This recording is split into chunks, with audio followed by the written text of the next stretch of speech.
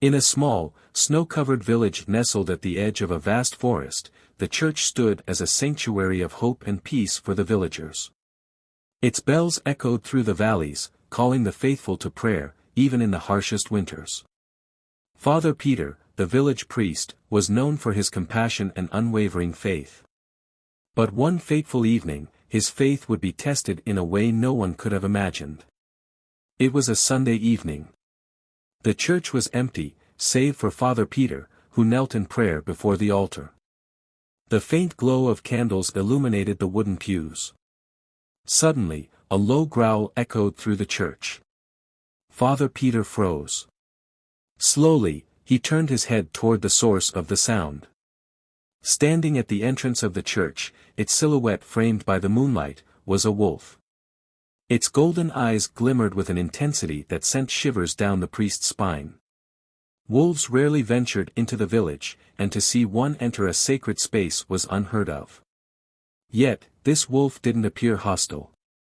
It stood still, its gaze fixed on Father Peter, as if waiting for something. Father Peter, his heart pounding, slowly rose to his feet. He didn't reach for a weapon, nor did he shout for help. Instead, he felt an inexplicable pull, an urge to follow. The wolf turned and walked out of the church, glancing back as if beckoning him to come. Against all logic, Father Peter wrapped his cloak around himself and stepped out into the freezing night. The wolf moved swiftly but deliberately, leading him down narrow paths and into the dark forest. The priest's breath formed clouds in the cold air as he struggled to keep up. Questions raced through his mind. Why had the wolf come to the church? Where was it leading him? But something deep within told him he needed to see this journey through. After what felt like hours, they arrived at a clearing. The wolf stopped and sat, its eyes fixed on something ahead. Father Peter followed its gaze and saw a sight that brought him to his knees.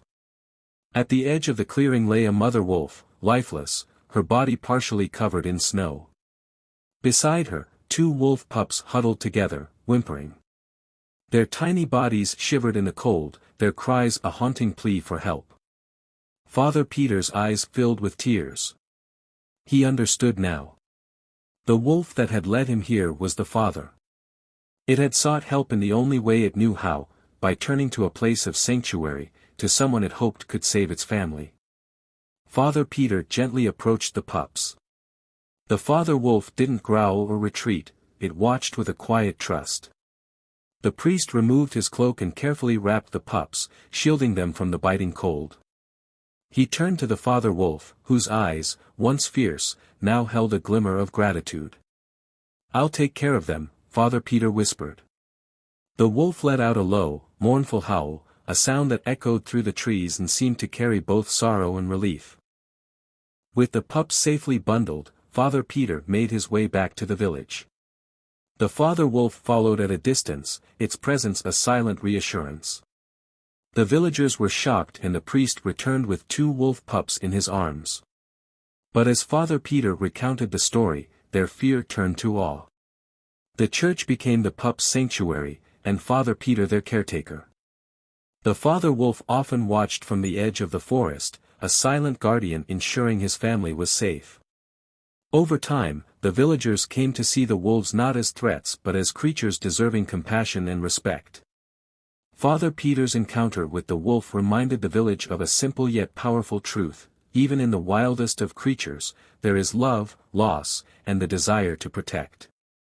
In a world often divided by fear and misunderstanding, this story stands as a testament to the power of trust, compassion, and the bonds that unite all living beings.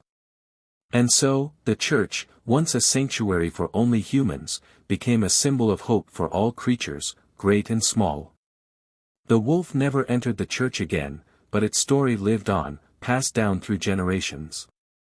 A tale of faith, sacrifice, and the unbreakable ties of family. Sometimes, salvation comes not in the form of miracles, but in the quiet courage to follow where the heart leads, even if it means stepping into the unknown.